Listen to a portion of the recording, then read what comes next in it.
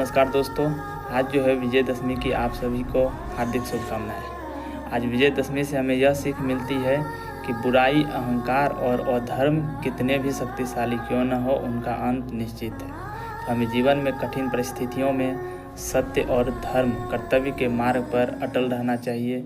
देर हो सकती है लेकिन जीत हमेशा सच्चाई की होती है। अपने भीतर के रावण को दहन करना है, यानी हमें हर साल रावण का पुतला जलाने के साथ यह सीख मिलती है कि अहंकार और नकारात्मक विचारों को रावण के साथ ही जला देनी चाहिए और साथ ही में सत्य के मार्ग पर टिके रहनी चाहिए। शक्ति का जो इस पर विश्वास होती है, धर्म पे जो विश्वास होती है, वो हमें बनाए रखनी चाहिए।